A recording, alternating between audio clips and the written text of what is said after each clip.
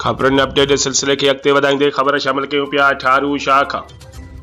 ठारू शाह सिरन जे भट्ठे जे मज़दूर क़ासिम उजड़ खे मुबैना तौरु नामालूम माण्हुनि पारां अगवा करे खणी विया। रहवासियुनि कार जो पीछो करे खेनि कंडियारो लिंके रोड तां पकड़े मज़दूर खे बाज़ियाब कराए वरितो। हिक जवाबदार खे रहवासियुनि पकड़े पुलिस हवाले करे छॾियो, जिते संदसि सुञाणप पंजाब वासी तारिक पंजाबी तौरु थी, जॾहिं त 3 ॼणा फ़रार थियण में कामयाब थी विया। ठारू शाह पुलिस वाक़े जो कचो केस दाख़िल करे जांच शुरू करे छॾी आहे।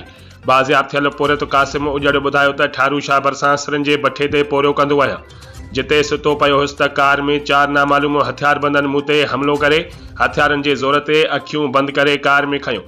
मुंहिंजी रड़ियुनि ते ॻोठाणनि कार जो पीछो कयो ऐं कंडियारो लिंके रोड ते कार खे बीहारे हथियारबंदनि सां मज़ामत कई, जंहिंमें मां कार मां लही पियुसि ऐं हिकु जवाबदार पिणु कार मां लथो त ॿिया जवाबदार कार खे भॼाए फ़रार थी विया।